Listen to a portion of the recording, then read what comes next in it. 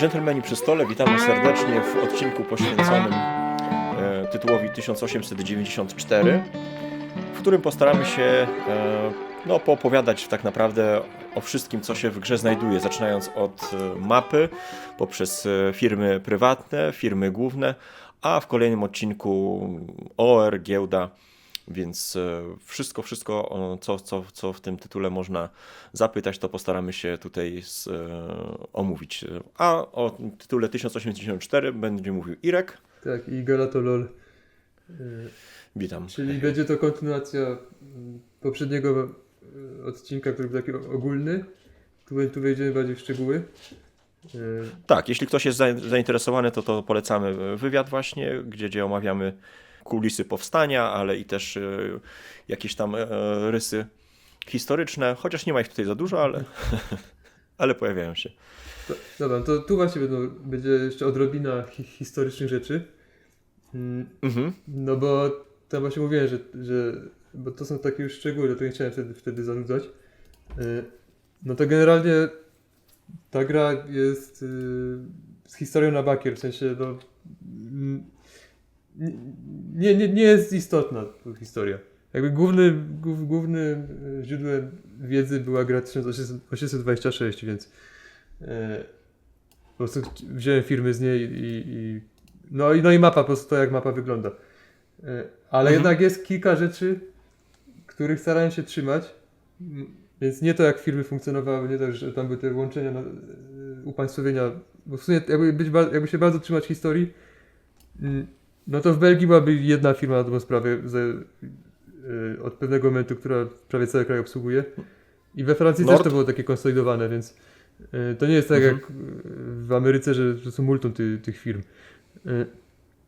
Czy w Anglii. Dobra. To czegoś... No to tak. No pierwsze co się rzuca, no to przede wszystkim ta linia, która rozgranicza Francję od Belgii. No to jest po prostu granica państw. I ona ma tylko jedno zastosowanie mechaniczne, żeby było wiadomo, w którym miejscu otwiera się późną firmę francuską, a w której belgijską. Jakby ktoś nie był pewny, gdzie się dane miasto znajduje. Ale tak, starałem się, by stacje domowe, by firma, która ma stację domową w danym mieście, faktycznie tam miała stację domową. Znaczy jakąś stację podczas swojego istnienia. I to się nawet tyczy stacji Norda w Belgii. Bo tam gdzieś mignęło mi, że kiedyś weź koncesję na obsługę tych południowych linii w Belgii, w okolicach Charleroi, miało właśnie Nord francuskie. Dobrze, że ty znasz francuski, to byś ładnie wymawiał te... Bo ja już bym przeczytał to Charleroi. I to był ten sporny chyba właśnie dystrykt właśnie z Francją. O, to aż takie szczegóły nie chcę się no na pewno tam Lille będzie też sporne pewnie, już to o tym wspominaliśmy wcześniej. Ale wolę się bardziej nie wypowiadać, bo po prostu nie wiem aż tak dobrze. Ale powiedz mi, jak to jest, bo zostałeś takie, że tak powiem, postawiony przez faktem dokonanym, no bo mapa jest jaka jest, musisz się jej trzymać, no to nie jest już licencja poetyka. Jak to wygląda? Nie wiem, dostajesz pustą mapę na start i od czego zaczynasz w ogóle? No tam jest trochę licencji polityki, szczególnie w okolicach Lille. Okej. No. Tam są te miasta obok niego, bo w pewnym momencie dogęściłem mapę, to już jedna z ostatnich zmian na mapie. Tak, to było w sierpniu, jest dość niedawno. Dogęściłem ją paroma nowymi miastami. Jednym z nowych miast była Brugia. To było jedyne takie bardziej znane miasto belgijskie, którego jeszcze brakowało. Więc... A o której jest piękny film z Colinem Farrellem. I o Brendanie Gleesonie już nie pamięta. Więc jak pojawił się pomysł, żeby trochę miast dorzucić, no to Brugia była w pierwszej kolejności. A potem w okolicach Lille właśnie doszło kolejne miasto. Tam jak jest Arras i generalnie tam już jest trochę naknocone. Jakby popatrzeć na prawdziwą mapę, to tam dystanse się nie do końca zgadzają. Chociaż trzeba pamiętać, że w tej mapie jak ja ją robię, to miasto jest zawsze na środku heksa. prostu zawsze, co by nie było. Ale jakby ustawić na jednym heksie to miasto na samej północnej, znaczy górnej krawędzi, a na obocznym heksie na jakiejś tam skrajnej przeciwnej, to już jednak ten dystans się trochę poprawia, więc gdyby trochę tak poprzesuwać te miasta, to bardziej by wyglądało jak w rzeczywistości, natomiast tak jak teraz są pokazane tak na środku, to tam jest trochę załamanie rzeczywistości. No ale to... No musisz coś zawsze zmienić. Tego się nie przeskoczy. Mhm. I generalnie jednak z grubsza jest okej, nie? Tak bardzo z grubsza. Tylko A powiedz mi, przypominam też, że północ nie, nie jest u góry na tej mapie. Ona jest trochę przekręcona. Okej. A powiedz mi, nawet jak będę za bardzo skakał, to mów, ale interesują mnie na przykład tereny podmokłe, których tutaj jest całkiem sporo. Czym się tutaj inspirowałeś? Rzeczywiście... Nie, to jest w pełni gameplayowa. Bo to było tak, tam na samym początku robiłem tak, że rzeki to były tak, żeby faktycznie jakaś tam rzeka jest, a robiłem takie mokradła, inny symbol terenu na inne takie moje własne. No ale jako, że koszt jest ten sam, to już machnąłem ręką i wszędzie jest ten sam koszt, ten sam rysuneczek terenu. Okej. I jakby miał tego jakoś bardziej bronić, to bym po prostu nazwał terenem trudnym i tyle. A one po prostu biorą się gameplayowo tam, gdzie chciałem, żeby była jakaś dodatkowa opłata, żeby było trochę trudniej zbudować. Na samym początku było tak, że była linia miasta, taka mniej więcej przez środek idąca, tak jak jest Lille i potem poniżej Arras, potem i to dochodziło tam do połowy mapy mniej więcej. I robiłem tak, że jest albo jakby patrzysz z prawa do lewa, to jest albo musisz budować przez miasto, albo budować przez koszt terenu. Bo to miał być jeden z powodów, które zachęcą do budowy przez miasta, żeby potem było co rozdzielać. Bo tu oczywiście jest ta mechanika rozdzielania miast. Dobra, kolejne rzeczy tematyczne to jest to, że Paryż jest nieprzejezdny. I właściwie to jest przejezdny, ale jest przejezdny w najmniej na przełaj sposób. Bo są tylko ostre zakręty. Bo jeśli Paryż byłby terminusem, tak jak powinno być, żeby to było w pełni tematyczne, bo po prostu kolej taka międzymiastowa, jak wjeżdża do Paryża, to jest zawsze stacja końcowa. Jeśli ma jakby co najwyżej go objedzie, ale jak już wjeżdża, to tam nie ma na przełaj. Musi po prostu z jednego dworca przyjechać metrem do innego dworca. Więc i często osiemnastki, w Londynie jest chyba podobnie. Często osiemnastki tak właśnie robią, że to są takie, na przykład w 22 to wjeżdżamy i koniec. Bruksela już tak nie ma, dlatego Bruksela tu jest przejezdna. I tylko problem jest taki, że to jest nieciekawe, nie? I szczególnie jak tutaj Paryż jest tak na skraju, teraz i tak jest mniej na skraju niż był w pierwszej wersji mapy, to co jest za nim, to już w ogóle nie ma sensu, bo się zawsze wjedzie do Paryża. Więc najważniejszy jest Paryż, bo to jest jedno też z bardziej dochodowych dokładnie, miejsc. dlatego jak jest Paryż... Właśnie chyba najbardziej, tak? Bo 90 tylko Paryż może zarobić. Dlatego jak jest Paryż, to nie pojedziemy do offboardu, który jest za nim. A z kolei jakby ktoś jechał stamtąd, miałby tam stację tam za Paryżem, to co to za trasa jechać 3 przystanki. Więc, no i też jak jest przejezdny, to jest potencjalnie walka o to, żeby mieć tam stację w nim i tak dalej. Dlatego to jest taki kompromis, że przejezdny, ale tylko z tym zakrętem, czyli nie na przełaj. I w ogóle Paryż pierwotnie był szarym kafelkiem, znaczy po prostu był wydrukowany. Jako jedyny w grze miał być szary? Nie, w sensie, że był wydrukowany, czyli nie było kafelka. Okej, rozumiem, od początku. Tak, ale tak jak wtedy mówiłem, jednym z założeń było to, żeby nie było elementu losowego w tej grze, w setupie. Dlatego wymyślałem, że niech będzie żółty kafelek, który możemy sobie... To jak go przekręcimy, to nie tak, że on jest symetryczny, to ma znaczenie i dzięki temu będzie wiele różnych otwarć bez losowości. No i potem losowość się jednak pojawiła, ale to już zostało. Okay. No maksymalnie 3 stacje Paryż może, znaczy ten kafelek przyjąć na brązowej. Tak. I to też tam ewoluowało, bo na początku na zielono już miał 2 stacje do przyjęcia, ale w tym drugim mieście, nie w tym mieście, co startuje PLM, czyli firma, która zaczyna w Paryżu, tylko jest ten drugi kawałek. Ale wtedy to było zbyt przejezdne, tam nikt właśnie tych stacji nie wstawiał.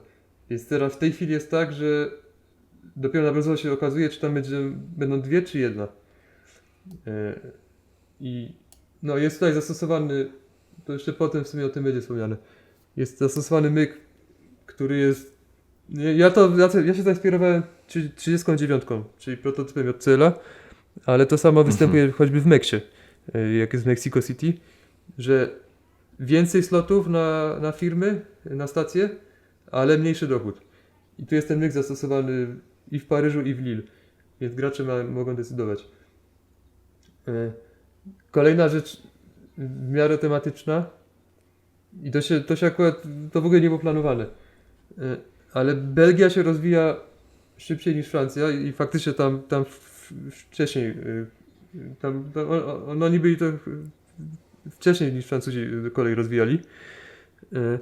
I to się bierze stąd, bo to w sumie może być istotne, że dawniej tu była tylko jedna firma startowa w tej grze.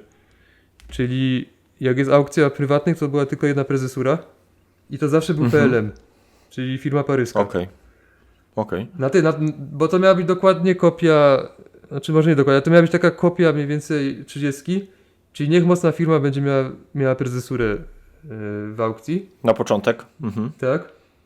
Ale no potem trzeba było otwierać jakieś firmy inne też, no, gracze otwierali i zazwyczaj otwierali belgijskie, bo tam przez to jak po prostu jest geografia zrobiona, tam jest mnóstwo miast.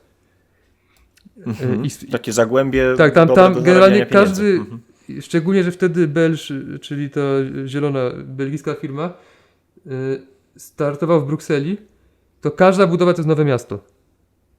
To jest niezwykle efektywne, więc można naprawdę super popylać dwójkami. I w sposób naturalny gracze ciągnęli ku Belgii, więc ona się rozwijała jako pierwsza i to tak nieświadomie się udało coś historycznego odwzorować. I potem się okazało, że no, nastąpiła potem zmiana, no, później jeszcze o tym będzie wspomniane, że Belż też stał się firmą startową, no to teraz jest gwarantowane, że ona będzie zawsze Belgia rozwijana na początku gry. Natomiast z tych takich ręcznych ustawień to właśnie celowo kafelek Brukseli, on jest warty 30, potem jest skok do 50 i potem dawniej był warty 60, teraz jest warty 70. Tak. Natomiast Paryż był warty też 30, ale na zielono on dawniej był wciąż warty 30. I dopiero na brązowo skakał do 80. Właśnie po to, żeby Belgia była bardziej dochodowa, ale na koniec jednak Paryż, jednak Francja bierze górę. Tutaj dodajmy jeszcze, że koszty upgrade'u tych kafelków są olbrzymie, bo Paryż na zielono kosztuje aż 60 do brązowego. Tak, ale w tamtych czasach jeszcze nie było tego. Ten koszt upgrade'u to jest nowość. To jeszcze potem poruszymy. Ale to też właśnie było takie dość tematyczne, że na zielono to właśnie Bruksela była najlepszym miejscem na mapie. Później w międzyczasie zwiększyłem dochód Zielonego Paryża. No i Bruksela jako jedno z nielicznych miast jest krzywe, że tak powiem, bo zarówno Luksemburg, tak, i Bruksela mają zakrzywione tory miast, Lille. Reszta wszystko mamy proste. Lille, przepraszam, Lille. Lille ma ostry zakręt. Tak. Tak, z tym, że Lille jest dość nowym dodatkiem. To weszło jakoś w tym roku się pojawiło. Jako specjalne miasto. Tak, ale tu można dodać, że pozostałe miasta są po prostu proste. Tak, no po prostu, bo to zaczęło jako klon 30, więc to było naturalne, że one są proste i nigdy nie były testowane żadne inne miasta. Okej. A Bruksela zaczęła po prostu jako bezpośredni klon tych miast B z 30. Dlatego jest najpierw zakrętem, potem jest PKS-em, a potem ma ptasią nogę. Z tą różnicą, że po prostu dochodzą sloty.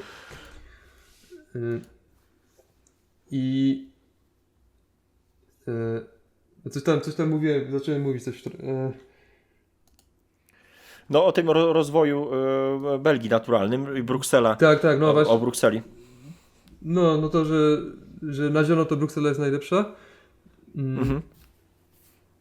I jeszcze jest jedna tematyczna rzecz. To już jest celowo zrobione i coś zaplanowane jest takie nie wprost.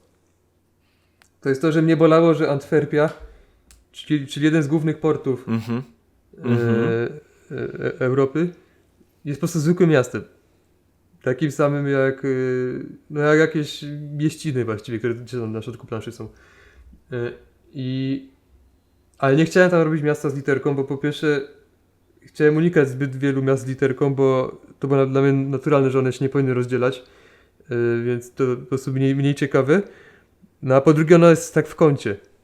Więc tam i tak ktoś po prostu by sobie to zaklepywał, to nie byłoby interesujące. I dlatego przyszło... No chyba, a myślałeś, żeby zrobić na zasadzie Chicago 46, że po prostu wyścig po miejsce na stacji? No nie myślałem. Nie. Bo ten kafelek ma tyle nóg wchodzących do jednej krawędzi, że on jest brzydki. Nie rozmyślałem, ale tam jest problem ten, że są 2 firmy tylko w okolicy. No 3 jeszcze z czerwoną. I tam nie ma tyle czasu, żeby sobie inne dobudowywały, a to też było trochę dziwne, że jest wyścig firm francuskich po to, żeby mieć stację w Antwerpii. Rozumiem. Tak, masz rację, no. Nie pomyślałem o tym rzeczywiście. Ale przyszło mi do głowy, że w sumie jest Offboard Hollandia, który jest dostępny jedynie po przejechaniu przez Antwerpię. Nie da się inaczej do niego dojechać. I że jeśli zrobi się coś z tym offboardem, to de facto można w ten sposób pokazać, że Antwerpia jest istotna. I jest to też tematyczne, bo Antwerpia jest portem, a tutaj mamy offboard, czyli coś no w tym przypadku nie jest to zamorskie, ale jednak to jest coś za granicą. A co się dzieje, wejdę ci w słowo, z tym kaflem C16 szarym, który tu jest takimi właśnie dziwnymi, wygląda jak potwór z Loch Ness po prostu. Wszyscy jakoś właśnie mam poczucie, że Czepiają się przeceniają istotność tych zakrętów. To wzięło się stąd, że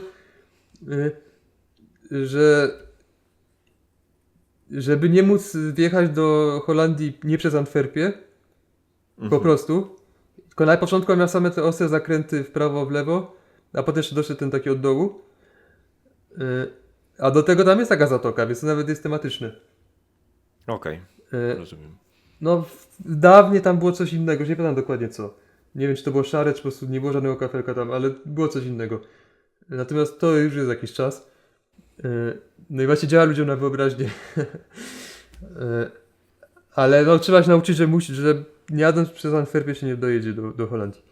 No i teraz właśnie jest tak, że jak pojedzie się z Holandii do dowolnego innego offboardu, czy tak na przełaj przez mapę, to się dostaje plus 100 do przejazdu. W praktyce to używają tego firmy belgijskie i to im trochę pomaga, bo one o ile na początku są mocne, to potem już trochę łapią zadyszkę Mają często. ciężko. No i to plus 100 No może dla mnie pomóc. tutaj w ogóle ta gra jest pełna takich pułapek na myszy i Antwerpia jest z jednej strony taką pułapką, bo bardzo łatwo później na brązowej strefie tak poodcinać tutaj graczy, że no, nie skorzystają z tego bonusa plus 100, a z drugiej strony jest ta Bruksela, która właśnie tą krzywizną mocno tam miesza właśnie z połączeniem na przykład z Norda na początku. W zależności kto pierwszy operuje, czy Nord, czy Belgia. No tak. I jeszcze ta sama wartość, to na początku to było chyba plus 50, ale to w sumie to nie robiło żadnej różnicy, czy jest to plus 50, bo to i tak nie można tego szybko mieć tej premii. Więc potem już... I masz ją zazwyczaj bardzo krótko. Przynajmniej w naszych rozgrywkach to ta premia czasami ktoś raz przejechał i później już był blokowany. No da się tak grać, żeby myślał o niej od samego początku, tylko wtedy zaczyna się ma gorszy przyjazd we wczesnej fazie gry i raczej nie warto. Ale po prostu trzeba sobie na spokojnie stację stawiać i no jest takie... No i mieć przynajmniej ze 2 firmy, które gdzieś wzajemnie Nie, chyba samą zieloną też się współpracują. da, tylko że to jest właśnie kosztem dobrych przejazdu na początku. A to i tak tego nie odpalimy. Musimy mieć 5 chyba, w najlepszym razie. Tak. A żeby komfortowo tą taką trasą, która się naturalnie wydaje, że należałoby jeździć, to chyba część 7. I to jest celowe. Właśnie tak robiłem to jeszcze... No to będzie ciężko ustnie przekazać. Kiedyś w jakimś filmiku może to pokażę. Że tam celowo są trasy tak porobione, takie, które wydawałyby się naturalne, że szóstką się nie pojedzie, czyli najwcześniejszy permanent nie wystarczy.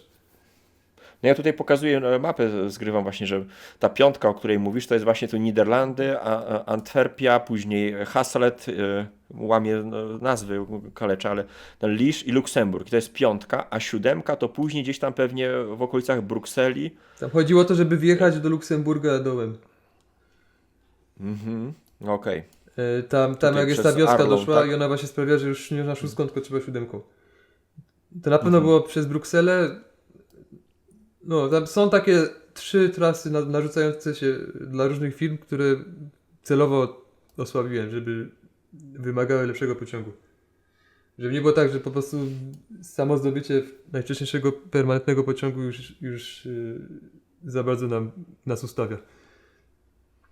Okej. Ewentualnie można grać, że tak powiem, na Brukselę bardziej, nie? Brukselę połączoną z Luksemburgiem. I to też są bardzo fajne zakłady, albo- bo to jest jedna rzecz, Albo Brukselę której połączoną z Lille. No. Można tam bezpośrednio jechać A, z miasta, widzisz. którego nikt nie rezerwuje, do Mhm. miasta, którego nikt nie rezerwuje. Tylko to też No tutaj jest kosztem no. trochę wczesnych przejazdów. Można by wspomnieć o tym Luksemburgu, który jest bardzo ciekawym offboardem. Nie wiem, to jest twój pomysł, czyli dostajemy pieniądze o najwyższej wartości miasta, które przejechaliśmy w tym przejeździe, tak? Czyli jeśli zahaczymy Brukselę, która warta jest 50, to Luksemburg wypłaca nam drugą 50, czyli taka premia fajna. Nie, to jest... Ja to znam z 18 kas. To jest klon 30. Mhm. Najpewniej najlepszy klon 30. Jest taki wprost klon. Po prostu inna mapa, inne prywatne. Znaczy te same prywatne, ale w innym miejscu działają, no bo inna mapa. Bez żadnych innych dodatków.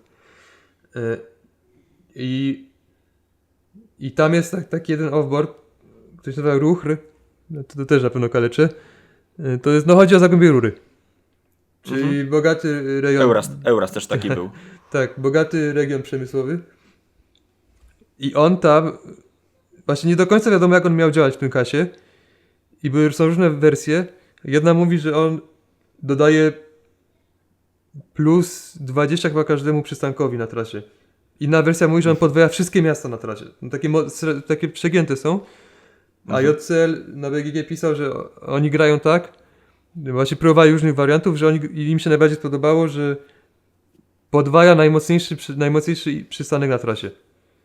I to się Ruchr nazywało i takie samo Ruchr jest w 39 jego. Tam też jest taki obrót o nazwie Ruchr i robi to dokładnie tyle samo jest warty. Czyli najlepsze miasto na trasie. I pierwotnie w 94 tam też był Ruchr. I też miał takie działanie.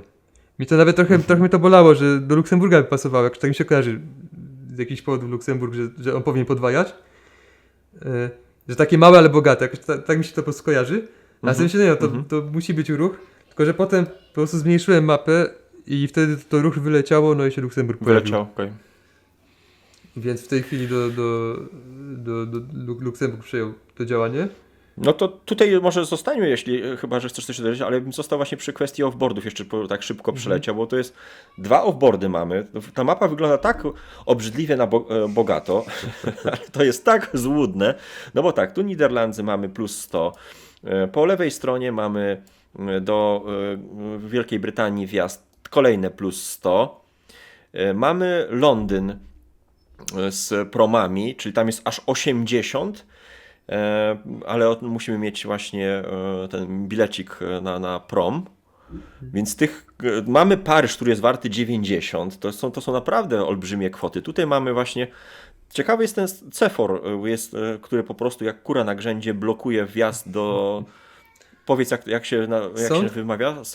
Centre Bourgogne. Aha, bo tam jest stara wersja jeszcze. Wydaje mi się, że teraz powiem samo Centre. Bo tam jest Burgundia jest dopisana, bo chodziło o to, że kiedyś, no to już trochę tak, ale dobra, bo jest tam pomarańczowa firma na dole. I ona jest. I ona kiedyś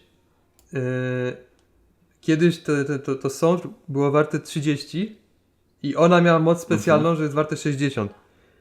Ale jako, że właśnie tematycznie nie pasowało, bardziej pasowało, żeby to jeździło do Burgundii niż do tego Centre, bo to jest trochę obok, to właśnie dopisałem to Burgundia.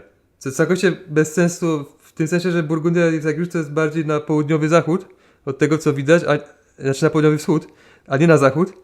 No ale ona sobie bardziej tam ten tor zakręca.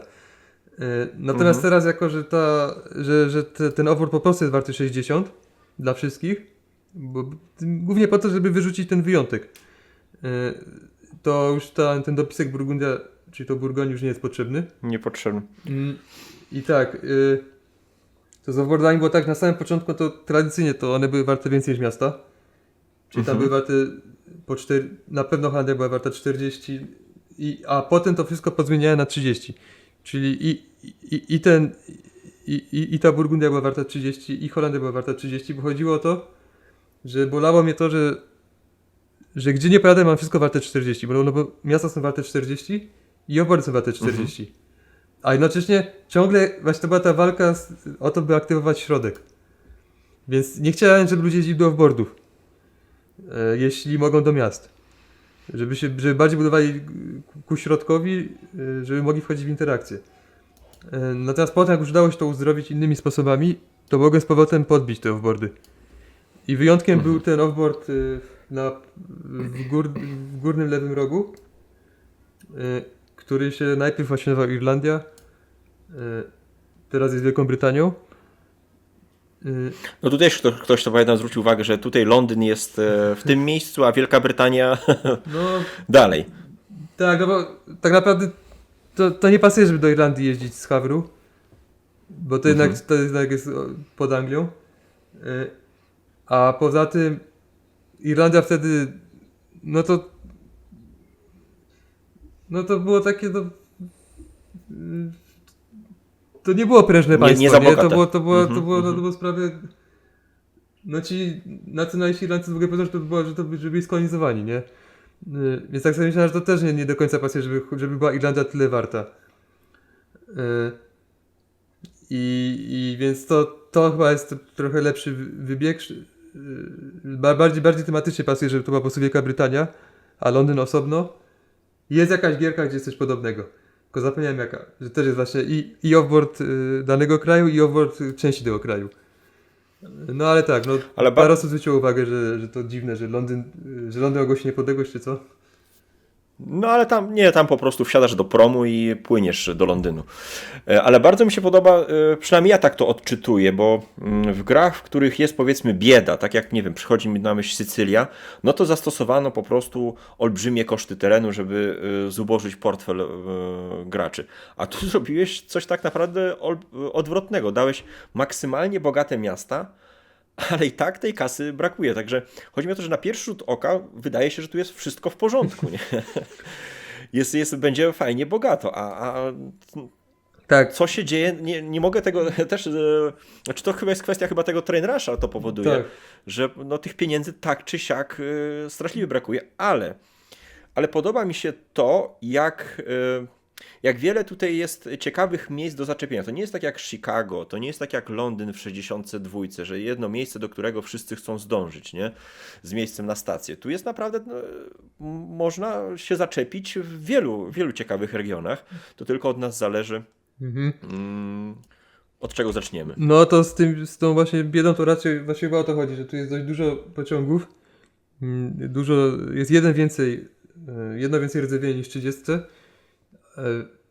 Firm też jest jedna więcej, ale generalnie jest stosunkowo firm jest mniejszy stosunek liczby firm do pociągów niż w przeciętnej 18. Dlatego tej kasy brakuje, a jednocześnie nie ma też łatwego sposobu emitowania, czy żeby coś dorobić. Tak. Tutaj da się emitować, ale to wymaga trochę gimnastyki. I to będzie w następnym odcinku. Coś tam poopowiadam o tym. To tak, no to właśnie jeszcze co do tej Wielkiej Brytanii, to ona jest warta 50. I to chodziło o to, chciałem, żeby była jakaś firma, która ma pojedynczą mocną trasę dwójką. Tam jest West i to mi się też kojarzy z CO w 30, które też dwójką jeździ za 70 chyba też. I to właśnie długo też było tak, właśnie jak gdzieś indziej zmieniałem wartości, to starałem się właśnie tego pilnować, żeby nie było innej firmy, która jeździ za 71 dwójką. Żeby to się wciąż wyróżniało. Natomiast 150 no to i tak jest na koniec gry, to nie jest nie urywa niczego, więc nie ma tego ryzyka, właśnie przez to, że te inne wartości tak mocno rosną, że nie ma tego ryzyka, że ktoś sobie tam zbuduje już na trasę na żółto i potem do końca gry z niej korzystał. No, korzysta się z niej czasem, ale to jest bardziej jako wyjście awaryjne niż to, na co liczymy. Tak, rzeczywiście środek tutaj później jest takim miejscem walki właśnie przez te Lille i tutaj ten Paryż. Tak, a który się stykają. a wzięło się to z dodania Lille. Bo tutaj nastąpił power creep, tak zwany. To jest zjawisko, jakie występuje w karciankach, czy w ogóle w grach, ale ja je znam z Magica. Czyli chodzi o to, że jak istnieje karta, to jest ten tradycyjny misiek 2/2, bez żadnych zdolności, o koszcie 2, no to w przyszłości jak chcemy zrobić kolejne jakieś karty, no to żeby ludzie chcieli nimi grać, to muszą być trochę lepsze. I no to będzie powiedzmy 2/2, ale z jakąś tam umiejką dodatkową. Że na przykład się nie tapuje do ataku. No to potem z kolei to już stanie się standardem, no to zrobimy takiego samego, ale mu obniżymy koszt do 1. I tak dalej. To się nazywa power creep. Czyli to takie powolne wzmacnianie się siły. I to samo wystąpiło tutaj na mapie. Bo było tak, że jak wprowadziłem Lille, które było jednym z remediów na to, że środek był nieużywany, jednak pojawia się tam mocne miasto na środku, to najpierw wymyśliłem, że ono będzie miało właśnie to ulepszanie zapożyczone z 39 czy z Mexa, że albo więcej miejsc na stacji, albo większy dochód. I pierwotnie ono było warte w tej słabszej wersji było warte 40, a w mocniejszej 50 na brązowo. Bo zawsze mówię o brązowo. Nie interesują mnie te pośrednie. Znaczy to też ma znaczenie, ale istotne jest to, co jest na brązowo, szczególnie, że w tej grze brązowa faza występuje wcześniej dość. Więc to jest najważniejsze. No jak było warte 50 w lepszej wersji, to Bruksela warta 60 na brązowo, to już było takie... A, w ogóle wcześniej to było tak, Bruksela była warta 60 i Londyn też był warty 60. I to mi przeszkadzało, że pod kątem Luksemburga nie ma różnicy, czy jadę z Londynu, czy z Brukseli. Dlatego Londyn wtedy zwiększyłem do 70. Bo jednak trudniej z Londynu jechać niż z Brukseli, bo jest dalej. Do Luksemburga. A jeszcze musisz wykupić prom. No tak, no, ale to nie jest wielki koszt. No i potem było to Lille właśnie warte i ono było warte na bazowo 50. To jeszcze było ok. Ale była ta druga opcja warta 40. To już było słabe, to ma być miasto jednak lepsze od innych. No to sobie powiedziałem, dobra, to zrobimy 50 na 60. Tylko wtedy Lille jest warte tyle samo co Bruksela, czyli co stolica kraju. Do wówczas takiego prężnego. I no to nie pasuje do końca, to trzeba Brukselę zwiększyć do 70. No ale teraz z kolei jest warta tyle samo co Londyn. A miał być właśnie, Londyn miał być warty trochę więcej, no to Londyn będzie warty 80. No ale teraz Londyn jest warty tyle co Paryż. A wolę, Paryż żeby do Paryż 90. był, bo to jest jednak większy mapy, to jest Francja i w ogóle to Paryż powinien być najwięcej warty, no to trzeba do 90. I więc to był właśnie ten power creep, który tu wystąpił i myślałem, że to jakoś się zniszczy ekonomię, ale w sumie nie było to nieodczuwalne. No fajno. Szczególnie, że właśnie pojawiły się potem koszty ulepszeń miast. To też jest dość nowa zmiana i one już zrekompensowały te lepsze dochody.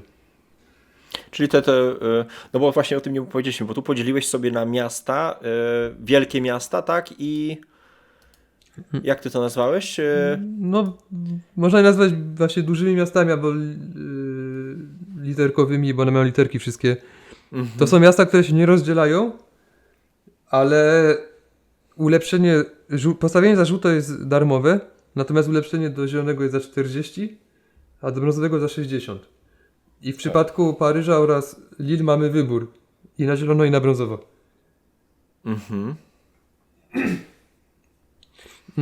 Czy będzie mniej stacji i mniej kasy, czy więcej stacji? Chociaż nie, w przypadku Paryża to jest tam dopiero na brązowo już wybieramy odwrotnie.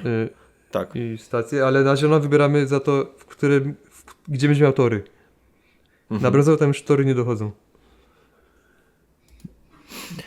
No dobrze, czyli tak, mamy mniej więcej przegląd ukształtowania terenu offboardów, a jeszcze może byśmy tutaj poruszyli kwestię, bo jest ciekawa kwestia braku prostych w przypadku podwójnych wiosek. Jest kilka tych kafli z podwójnymi wioskami, raz, dwa, trzy, cztery, 5-6 kafli z podwójnymi wioskami i ani jednego prostego.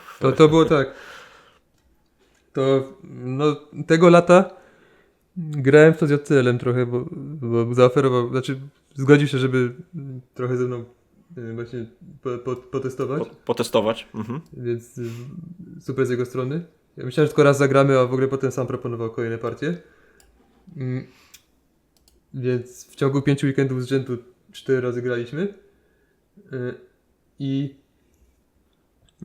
No i on właśnie zagraliśmy tam pierwszy raz z tej serii i mówi, że no, że ogólnie spoko, ale ma wrażenie, że tutaj podwójne wioski za mało robią. Że właściwie te podwójne wioski są używane jako pojedyncze. I to jak się ta druga jest położona, to jest takie... Za mało robią w sensie, że za mało utrudniają, no on czy użył określenia, pomagają? że nie utrzymują swojej wagi. Tam w tłumaczeniu to takie tam idiom. Że właśnie, że za dużo... No, generalnie robią mniej niż powinny. Co jest trochę dziwnym zarzutem, bo to nie jest tak, że to jest jakaś nowa zasada specjalna czy coś, nie? Ale miał na myśli to, że... Co miał na myśli konkretnie? Że zawsze praktycznie je buduje tak, że interesuje go jedna wioska, a to jaka jest druga, to już ma mniejsze znaczenie.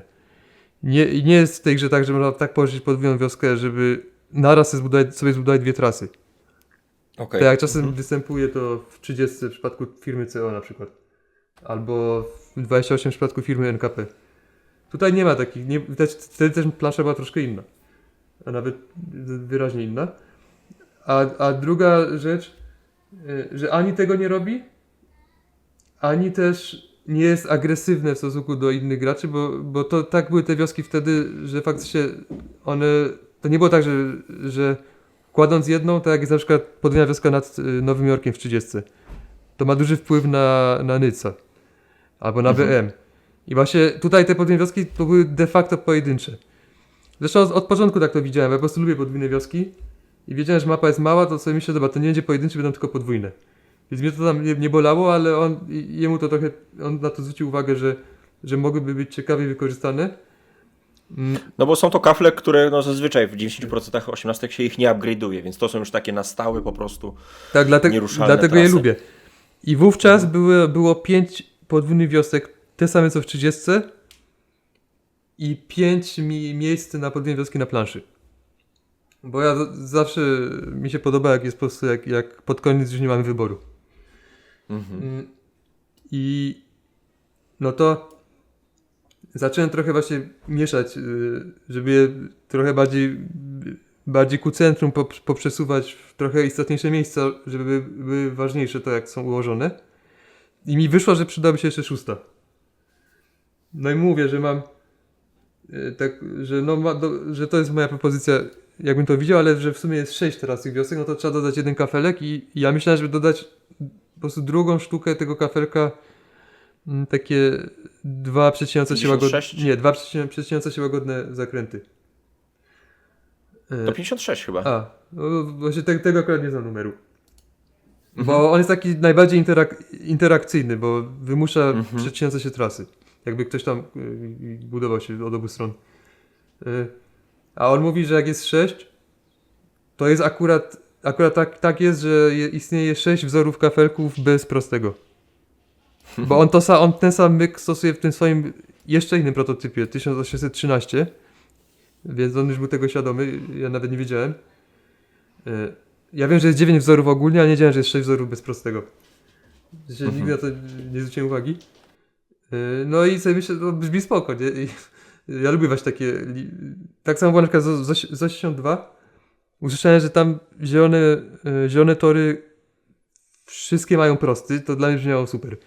71 usłyszałem, że nie ma prostych torów, też brzmiało super. No to tutaj takie ograniczenie to dla mnie idealnie.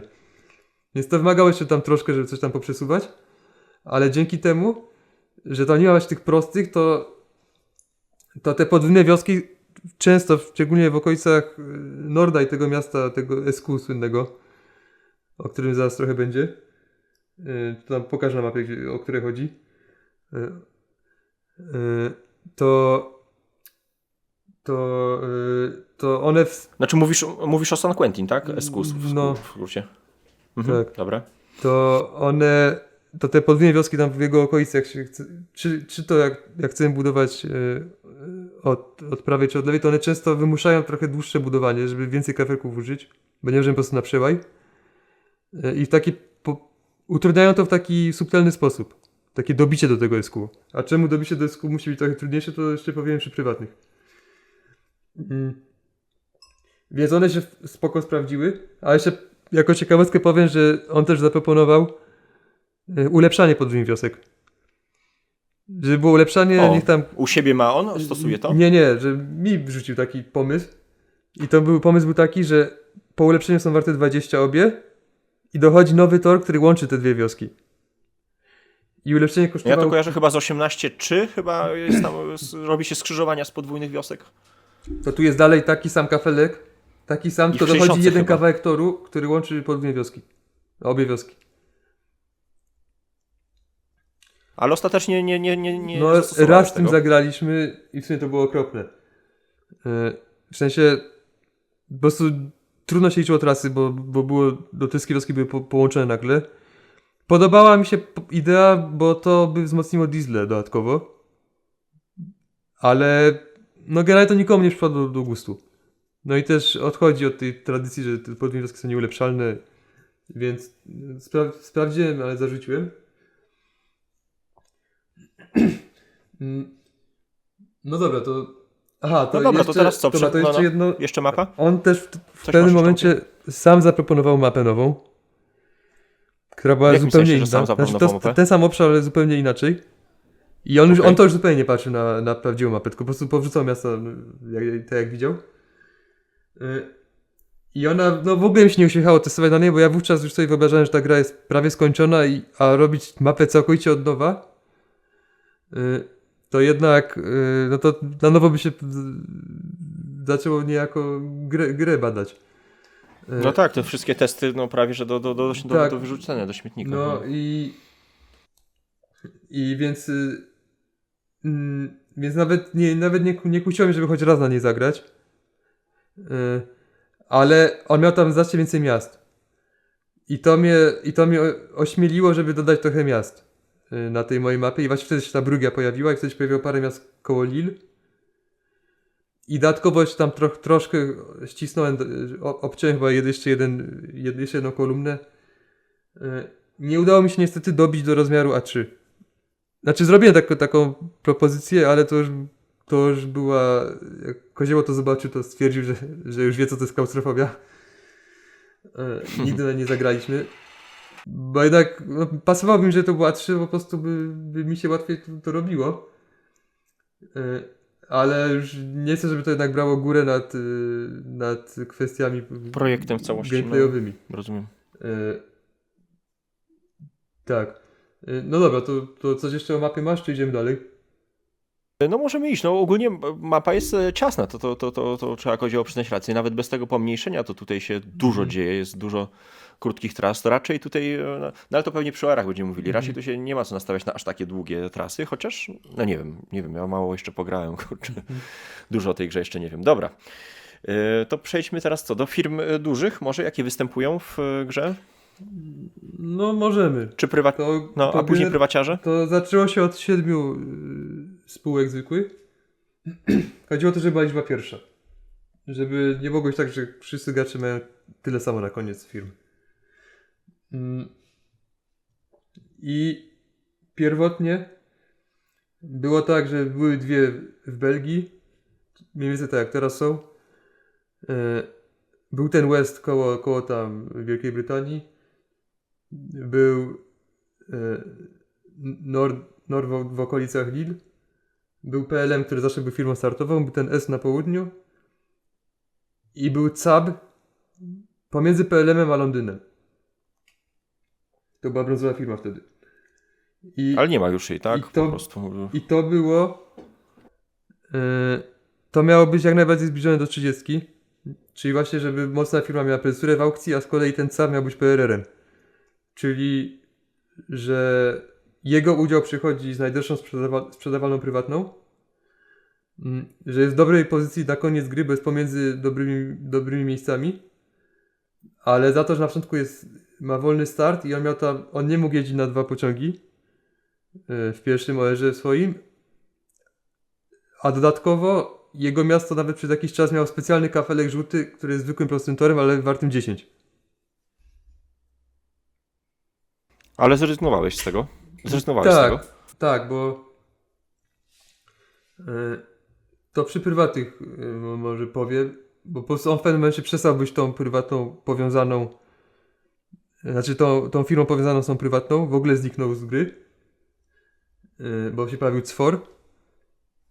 I właśnie to jest ten przykład, że tam starałem się jednak, żeby te firmy miały stacje tam, gdzie są na mapie. Co byś nie pasował do nowego miejsca, to musiałem coś innego wyszukać. Powiedz mi, jeszcze ci się wetnę, tam zapytam, czy od początku zakładałeś, że nie wszystkie firmy będą preferowane na start, tylko część firm będzie bardziej pod late game, czy tak naprawdę każdą firmą można od początku dobrze wyjść na swoje? Nie, to moim zdaniem to jest plusem, jeśli firmy są nierówne. Choć no można i trochę zarzut do tej gry, znaczy nikt go nigdy nie powiedział, ale mam wrażenie, że przez to, że mapa jest mała, a budujemy po 2 tory, że jednak one wszystkie mają podobny potencjał. To nie jest tak jak się gra w takie oldschoolowe tytuły, że jest jakaś firma gdzieś na uboczu, to ona po prostu na pewno będzie gorsza. No ale dobra, to... 2 tory i poza tym my te firmy często dosyć szybko otwieramy tutaj. Ta gra nie ciągnie się, nie dłuży, więc szybko jednak te firmy lądują. No, one szybko są otwierane i szybko się dołączają do tych głównych tras. Tak. Co ma plusy, jeśli chodzi o dynamikę gry, jeśli chodzi o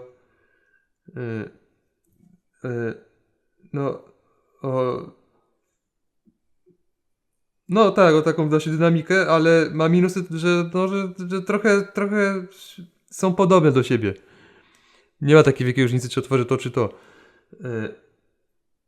Chociaż na samym początku to jednak jest.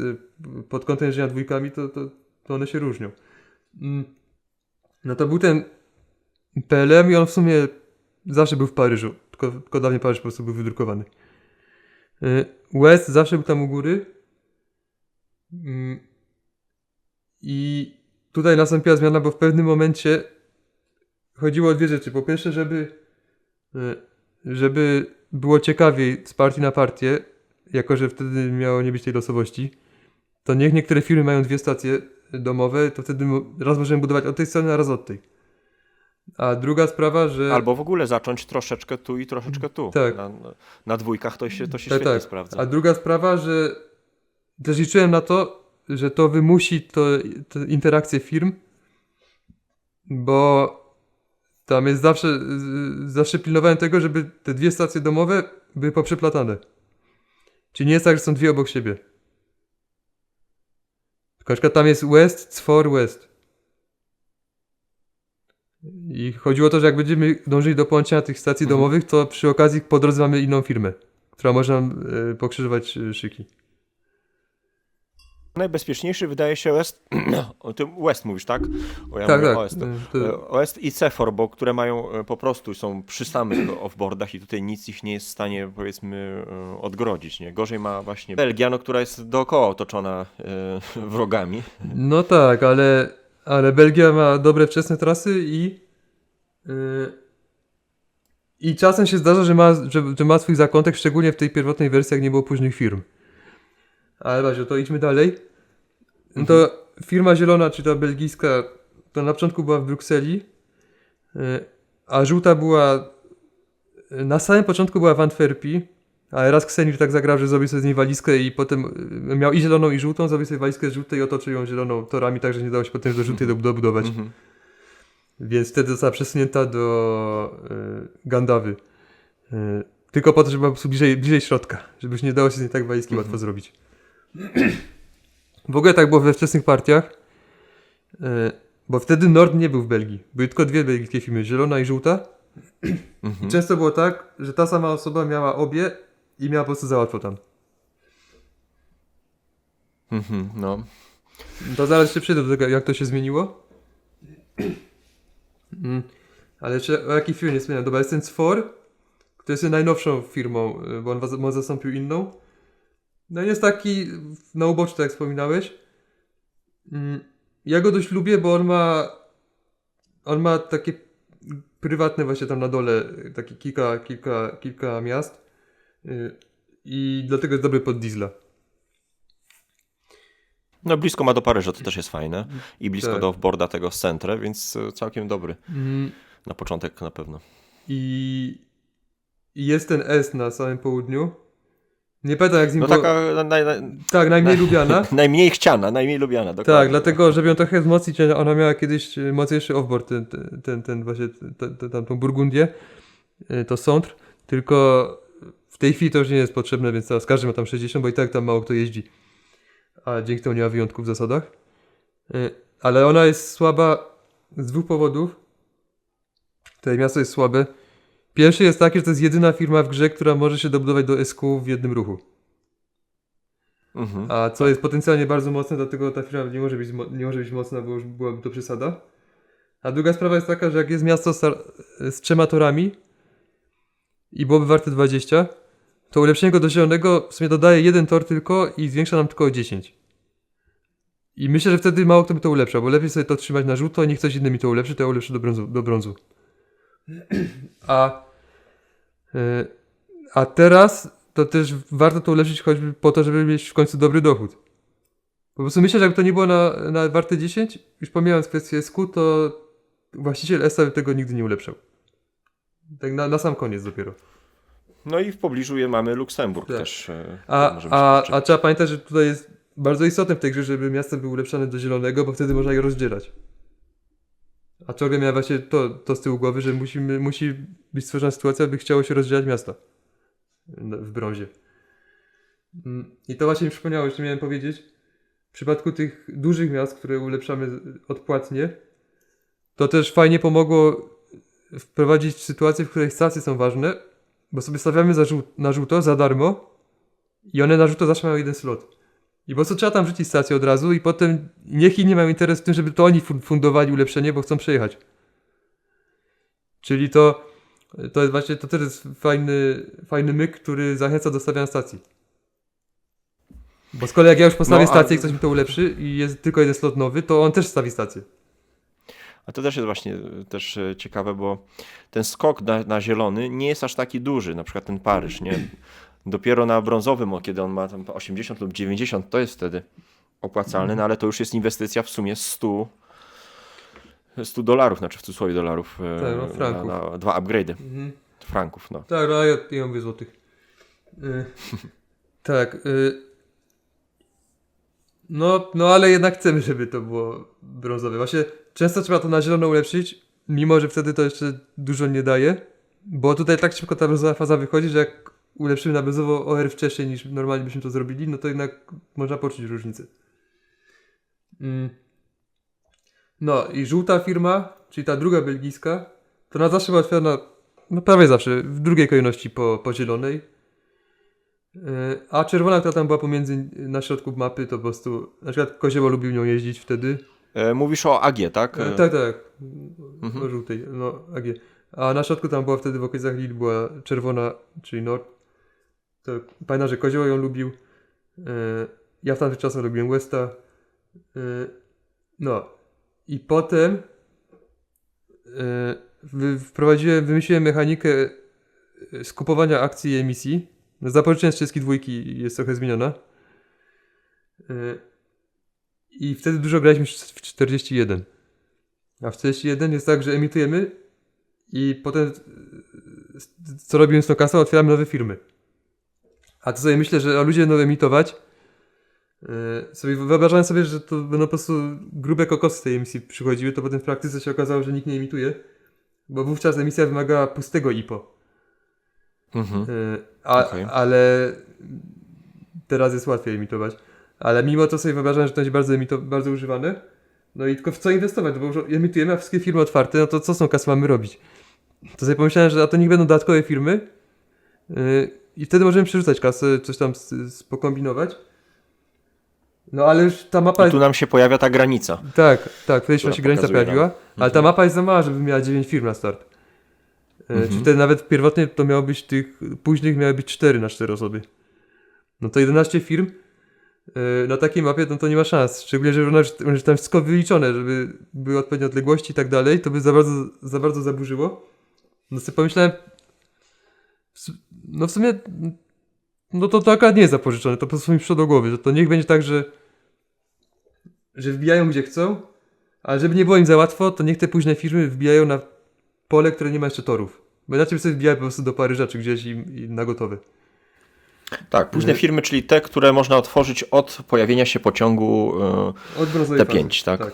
Od brązowej fazy w SR-ze można otworzyć firmę, która musi startować na heksie nie mającym torów. Jeśli taki jest. Bardzo mi się podoba, że zrobiłeś to w taki elegancki sposób, w przeciwieństwie do 41, która w momencie tam zmiany granic sprawia, że siadamy z nosem w instrukcji i śledzimy cały przebieg, proces, jak to się odbywa, jakie ma konsekwencje. Oczywiście to jest ciekawe też dla gry, ale tutaj to przebiega po Znaczy prostu. nie wiem, czy to można porównać, bo to jest trochę inny myk, ale faktycznie jest to eleganckie, chociaż no jest ta zasada, że nie może mieć torów, a jak wszystko ma tory, no to wtedy już ignorujemy tę zasadę. Mamy większy wybór. Są tam trzy punkty do zapamiętania. I to się super sprawdziło, bo po pierwsze są elastyczne firmy, które w różnych miejscach mogą się otwierać. Po drugie, no są te firmy, które można właśnie dokapitalizować tą kasą jakąś nadmiarową i ma to też dobry wpływ na gonienie pociągów, no bo jednak jest więcej kapitału w grze. Ale też świetne jest to, że one mogą robić backdoory, mogą na przykład belgijskim firmom za plecami się otworzyć i im tam bruździć. A dalej tego nie było właśnie.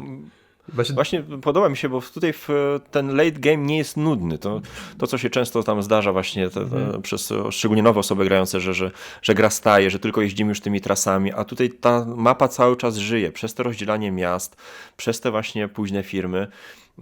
Cały czas kombinujemy właśnie jak się rozwijać, jak nie dopuścić do tego, żeby nas gdzieś odcięli. Super to jest. Tak, no właśnie, bo wtedy zdarzało się nierzadko, że jedna osoba miała obie firmy belgijskie i sobie po prostu robiła wszystko jak chciała tam w Belgii. No a teraz zawsze jest ryzyko, że się pojawi ktoś za plecami.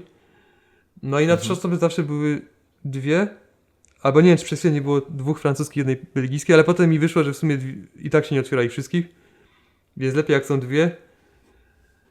I na 4 osoby tam pierwotnie były 4, potem chyba były 3. Właśnie zawsze było 2 francuskie, 1 belgijska, jak były 3, ale też ostatecznie uznałem, że nie będzie tyle samo co na 3 osoby.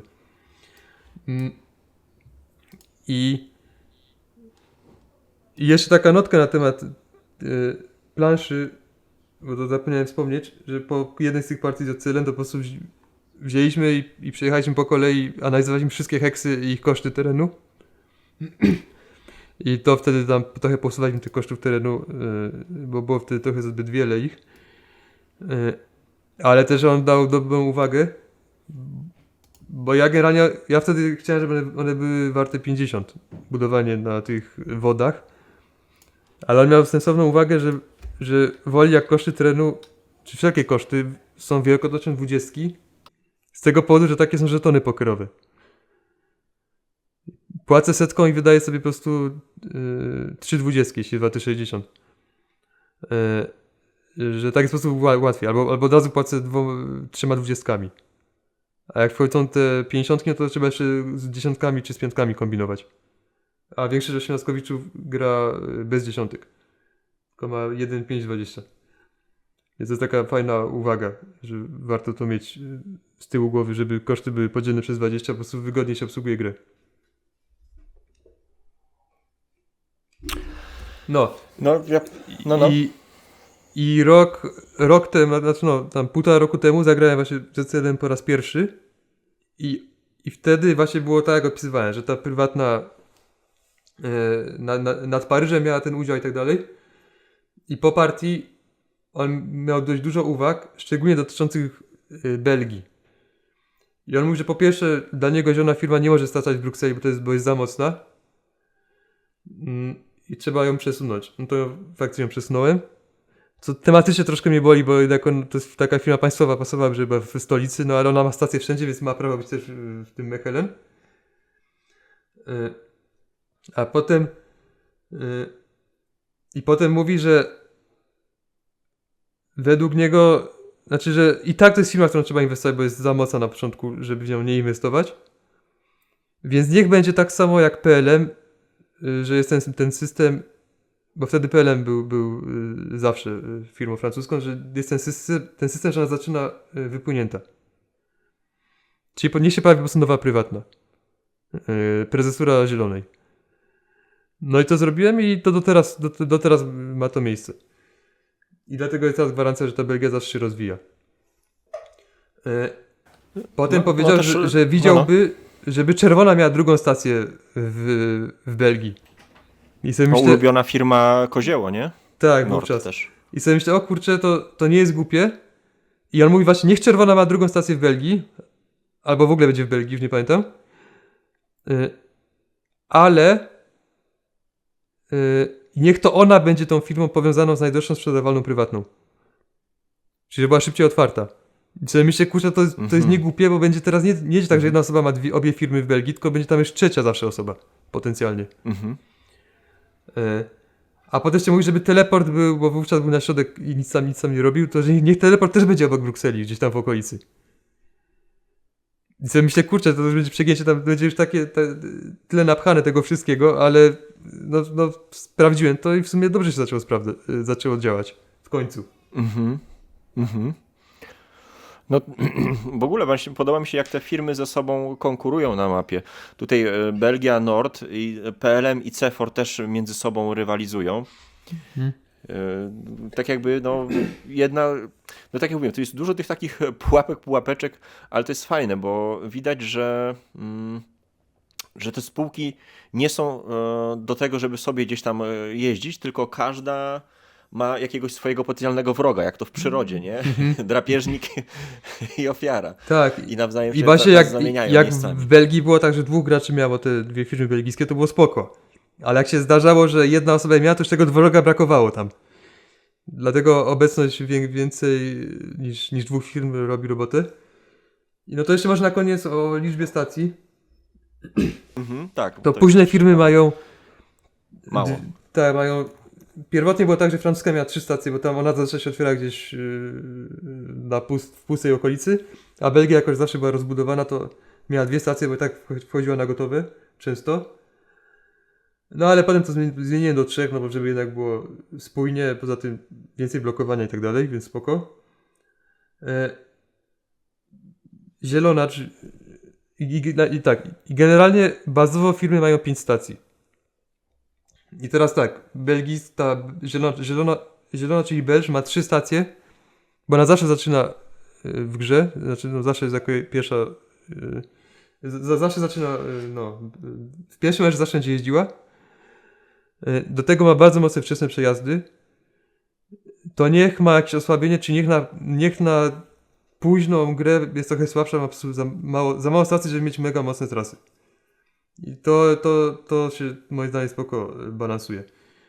Szczególnie, że jest ta premia plus 100, więc potencjalnie tak jakąś tam trasę będzie miała. Potem żółta jest obok i jako, że ta zielona zawsze się dobrze rozwija, to zawsze była żółta otwierana jako jedna z pierwszych. Czyli przychodziła niejako na gotowe, to niech ma jedną stację mniej. Czyli zamiast 5 ma 4. Potem jest Nord, czy wcześniej CAB, czyli firma, która zawsze się otwiera jako jedna z pierwszych, bo ma ten udział mniej potrzebny do wypłynięcia, jako że w aukcji jest sprzedawany. No to niech też ma osłabienie, czy niech też ma 4 firmy, 4 stacje. I potem firmy, które zostały, czyli Est, West oraz PLM oraz CFOR mają wszystkie po 5. Natomiast niektóre mają 2 stacje domowe, to wtedy różnica jest taka, że nie mają tej stacji za 40, bo firma ma stację za 40, tylko jeśli to jest druga stacja. Czyli jak ma jedną domową, to jej druga stacja kosztuje 40, a wszystkie inne kosztują 100. Tak. No, więc stąd się wzięły te liczby stacji. I na przykład Belża boi to, że ma tylko 3, Norda boi to, że ma tylko 2, bo zaczyna z 2, więc ma tylko 2 do postawienia. Ale to moim zdaniem bardzo dobrze balansuje fakt, że one się jako pierwsze otwierają. No i tutaj mam też taką plotkę sprzedaną, że na początku chciałeś, żeby za drugi kafel płacić, żeby było jeszcze, To prawda, jeszcze tylko gorzej. no to na OR trzeba zostawić tę plotkę. Dobra. To nie jest zresztą plotka, tak było. No to właśnie. Generalnie to ja nie chciałem, żeby było ulepszenie i żółty. Tylko zostałem zmuszony. A to powiem przy następnym odcinku. To jeszcze możemy na szybko do tych prywatnych przejść. Tak, omówmy sobie Bo firmy- prywaciarzy, ja sobie otworzę, tylko ty nazwy będziesz wymawiał. Nie, tam są te holenderskie nazwy, takie mega długie. A to mogę Jak z powiedzieć, Monty że tam jest ta Pythona. prywatna... A to powiem przy niej. Mhm. E, e, No tak, na start to w ogóle powiedzmy, że dobra, jeszcze jest powiem losowana ciekawostkę. No. Popatrzę na swoje notatki, że Est to jest generalnie słabsza firma. Tak ja sobie pomyślałem, że będę testował, że można sprawdzić, niech jej wszystkie stacje są warte 40. Czyli jest słaba, ale ma stacje tanie. No i oczywiście skończyło się tak, że Koziewo użył teleportu do Belgii i potem całą Belgię zaspamował stacjami Esta. No to było do przewidzenia właściwie. No dobra, to prywatne. Czyli tak, w ogóle zacznijmy od tego, że na początku losowana jest firma, no Belgia jest jako jedna z firm startowych, no i później jest jedna losowana. Tak, ale nie możemy od tego zacząć, bo to nie zawsze tak było. Okej. Bo pierwotnie było tak, że tu było prywatne takie same jak w 82. Potem doszła szósta prywatna. I potem się zmienił ten sposób właśnie tego, że jest ta firma, której prezesura zdecydowana już jest wypłynięta. Potem doszła ta ósma prywatna, siódma wówczas, czyli ta prezesura Belgii. Potem doszło właśnie to losowanie. I potem na sam koniec doszedł drugi korek. Czyli prywatna za 25. I faktycznie w tej chwili, no dobra, to faktycznie możemy to powiedzieć, że jest tak, że losujemy, że będziemy stosowali dwie prezesury. Dwie najdroższe prywatne to są prezesury. I Belgia jest zawsze, co mi pasuje tematycznie, żeby Belgia zawsze się rozwijała. Plus to właśnie dobrze koresponduje z tym, że ma tylko 3 stacje i tak dalej. Jakbyśmy mieli ją otwierać gdzieś w late game'ie, to byłoby trochę gorzej. A ta francuska jest losowana, bo to wymusił Kozieło.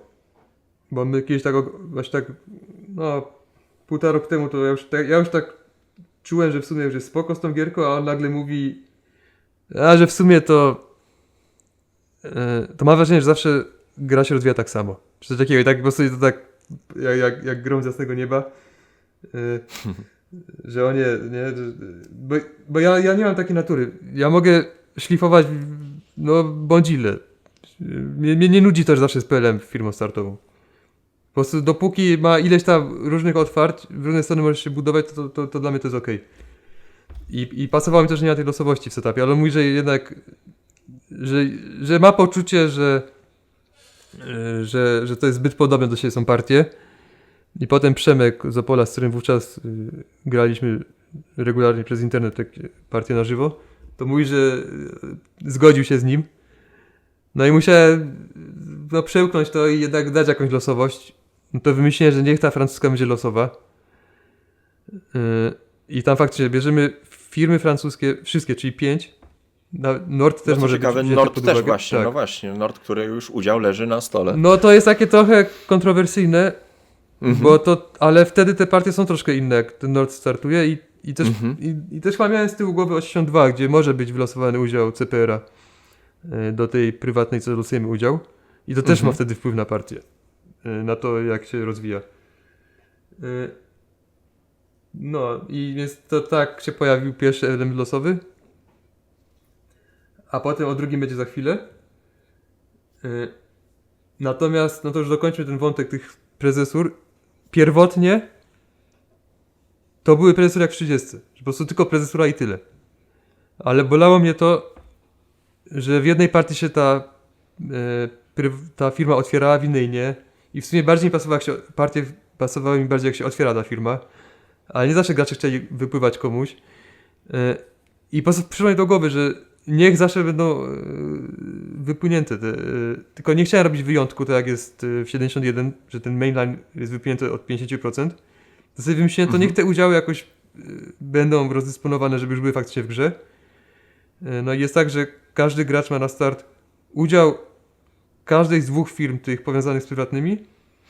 No i to jest super, bo to jest taka zakumuflowana, gotówka po prostu, nie? Tak, no i to plus jest taki właśnie, że zaczynamy powiązani w tych samych firmach, więc to jak sprzedamy to innym zrobimy krzywdę.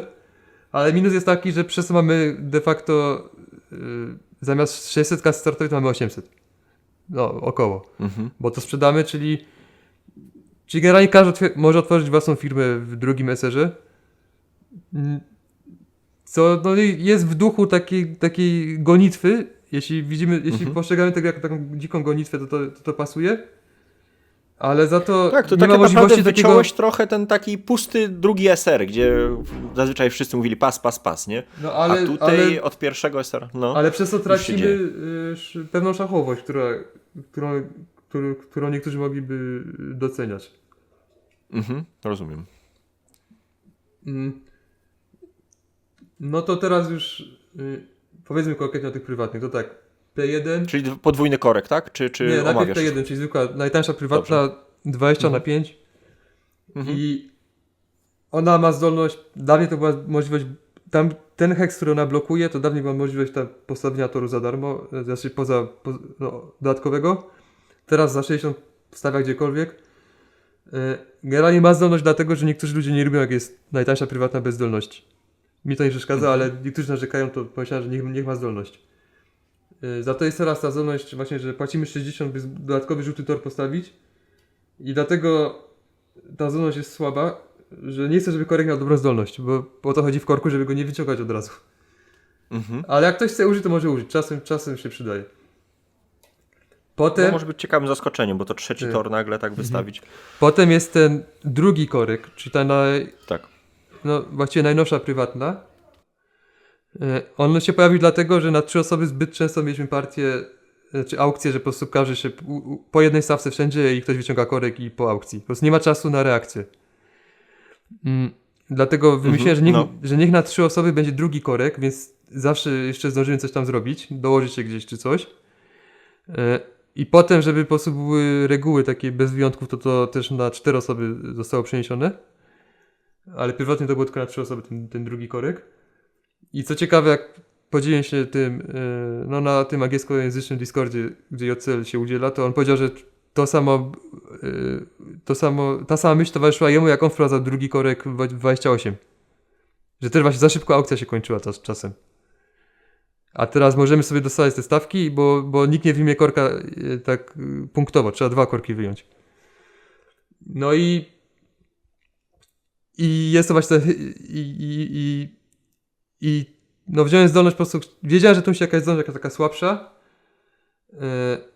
dlatego popatrzyłem po prostu do 28, bo tam jest dużo różnych prywatnych, do 39, no i stanęło na prywatnej z 28 i po prostu jak jest w rękach gracza płaci 5, ale jak jest w firmie płaci 10. No i potem się okazało, że ciekawe, to jest bo tak naprawdę one pokrewnione powinny z tą właśnie prywatną z 28. One powinny być odwrotnie, nie? No bo ta umiejka jest słabsza niż tej pierwszej. Bo one przez chwilę były odwrotnie, ale moim zdaniem jest lepsza. O, widzisz. Bo to nam rzuci kilkadziesiąt kasy więcej. Znaczy może nie kilka, ale tak 30 kasy więcej będziemy pewnie mieli. A tej budowy się, no przynajmniej w moim doświadczeniu się korzysta z tego raz na kilka partii. No bo to 60 to boli, no. Tak. Potem jest teleport. To on pierwotnie był w okolicy środka planszy, teraz jest w okolicy Belgii, to już wspominałem, że po prostu tam się nie sprawdza na środku planszy, a koło Brukseli już robi robotę. I jest taka... Teleport z możliwością od razu położenia stacji, to jest znaczy darmo. No skopiowany jest znaczy, tekst... położenia kafelka znaczy. Tekst jest skopiowany z 28 chyba, czyli można postawić stację, można też ulepszyć i postawić stację. Nie tylko na żółto, ale też ulepszenie wchodzi w grę. I tutaj jest ciekawostka, czy jak tam nazwać, że są 2 teleporty obecnie. To jest ten drugi element losowy. Można się teleportować losujemy po prostu, który będzie w danej partii, albo się teleportujemy do Liège, czyli obok Luksemburga, albo do Antwerpii. Czyli innymi słowy blokujemy dostęp do Holandii na początku gry. I do Antwerpii. To chodzi o to, że po prostu no tyle grałem przez internet, że jak pewnego razu odpalam sobie kolejną grę, tam ludzie dołączają, odpalamy i patrzę na te prywatne, w sensie, kurczę, znów to samo. Już mi to tak, po prostu wiem, że to była sytuacja, gdzie żaden gracz nie będzie w tej sytuacji, bo nikt nie będzie w to grał tyle, co ja wtedy grałem, ale jednak nie mogę udawać, że mnie ekscytuje kolejny raz ta sama aukcja, co pomyślałem, że można by zrobić jakieś alternatywy prywatne. No ja wymyśliłem dla kilku, ale ostatecznie ten teleport się ostał, bo najmniej zmienia w regułach. Po prostu inne miasto i tyle. No i pozwala trochę zmienić otwarcia zielonej firmy. Bo już czasem no, są po prostu, trzeba mieć teraz 2 schematy wypracowane przynajmniej. Kolejna prywatna, Najgorsza. czyli SQ, to jest tak, to jest ta prywatna, której pierwotnie nie było, ja ją dołożyłem. Bo pierwotnie było 5 prywatnych, znaczy, no tam pomijając ten nowy korek i nową prezesurę. I jak się tam popatrzy na te wartości i to ile wypłacają, to mniej więcej stosunek jest podobny, że najpierw jest 1/4, czyli 25, potem jest teleport, to jest 1/5, czyli 50/10, potem jest to, dobra, to już się zmieniło, bo to przez chwilę było 90/15, Londyn jest 10/15, czyli 1/6, i potem jest 20/40, czyli 1/7. I podobnie jest 22, bo to było tym inspirowane. No to teleport to było chyba tak, że w pewnym momencie dołożyłem 6. prywatną i to była zwykła wymiana na udział. Bo jako tymczasowo wiedziałem, że to nie zostanie, ale po prostu jakaś zdolność musiała być, to wymiana na udział, to jak w 30. Nikt z tego nie korzysta, bo nie ma sensu. Lepiej sprzedać do firmy. No i tak właśnie boli mnie ciągle, że ten środek jest nieużywany. Więc sobie myślę, jaką prywatną można by wymyślić, która by pomogła. Albo w ogóle, żeby zmienić tę prywatną, bo jest nudna po prostu ta wymiana. I z 28 nic mi nie pasowało. 39 nic mi nie pasowało, to sobie otworzyłem 47. Czyli Gremar Flowa. I tam widzę, że jest prywatna, która wypłaca dochód, jeśli kupimy pociąg z banku. To najpierw sobie powiedziałem, że to jest ciekawe, ale potem patrzę, że jest inna prywatna. Jest kopalnia, która ma duży dochód, 30, ale jak postawimy tor w jednym miejscu, gdzie można postawić tor dopiero od brązowej fazy, to ten dochód się zmienia na 50. I sobie myślę, kurczę, to jest to, że niech będzie prywatna, która płaci dochód, jeśli zbudujemy na środku planszy, to wymusi, żeby choć jedna osoba budowała na środku planszy. To był taki moment eureka. No i zrobiłem prywatną, że po prostu płaci 0, ale jak będzie miasto zielone przynajmniej, to płaci tyle, ile jest warte miasto.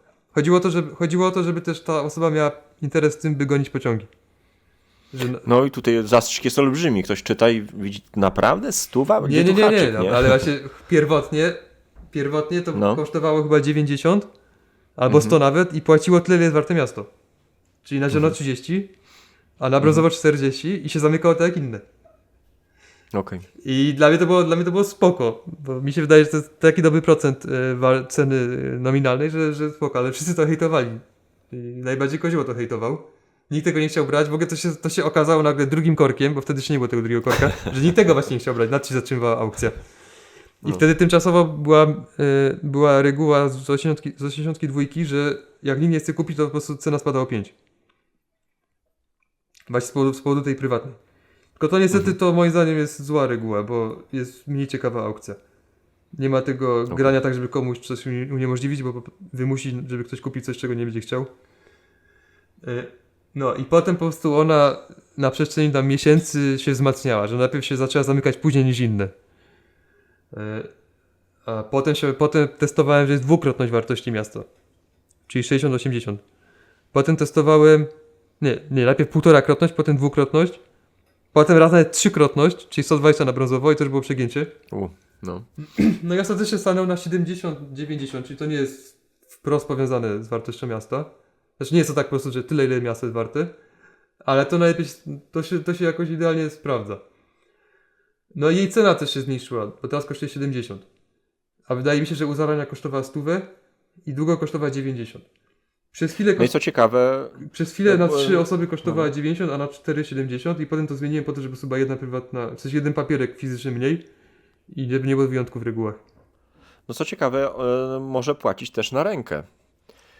Więc jest tutaj kwestia też decyzji, czy nie zostawiamy tego na ręce, czy wchłaniamy i zarabiamy i firma zarabia, czy nam mają te pieniądze kapać. Tak, bo teraz jest taka zasada, że jak się inne firmy zamykają, to ta się jeszcze nie zamyka, no dopiero na dieslach, to było pewne, że musi się zamykać na dieslach, żeby inni mieli interes w gonieniu pociągów.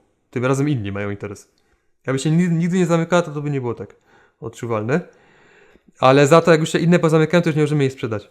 Czyli musimy wcześniej zdecydować, czy ją dajemy do firmy, czy ją zachowujemy u siebie. Czyli to jak się czyta, to się wydaje takie banalne. No, jedziesz tam, upgrade'ujesz i tyle, ale widziałem partie, gdzie ludzie nie byli w stanie tego nawet użyć. Generalnie nowi gracze lubią ją kupować, a potem nic z nią nie robić. Mhm. Generalnie, No, zdarza się tak. moim niestety. zdaniem, jak ją kupisz i nie zbudujesz, to po prostu trzeba ją sprzedać jak najszybciej. I tyle. Sprzedać do firmy No, i zawsze ponoć. wyciągniesz coś. Mhm. I tak, ona moc ma potężną, ale właśnie są haczyki, że trzeba się dobudować do tego miasta i je ulepszyć do zielonego i dopiero w następną erze wypłaci. Czyli musimy doprowadzić do zielonej fazy. Musimy zdołać tam dobudować, czyli być może musimy otworzyć ESTA, czyli najsłabszą firmę, bo ona jako jedyna w jeden ruch się tam dobuduje. No ale jak już zacznie wypłacać to SQ, to jest spoko. No i teraz już raczej nikt jej nie hejtuje, choć nie jest tak, że ludzie o nią biją. Ale moim zdaniem na 3 osoby to jest warta 100. Bo nominał to jest teraz 70. Za 70 to jednak za łatwo ma jej właściciel. Dobra, kolejna prywatna. London Shipping, też fajne. Tak. Taki a la Luksemburg. Tak. I to było tak, że ona... że po prostu chciałem mieć prywatną, która rozrusza Londyn, bo nikt wtedy nie chciał budować do Londynu. No to wymyśliłem prywatną, która po prostu płaci plus 10.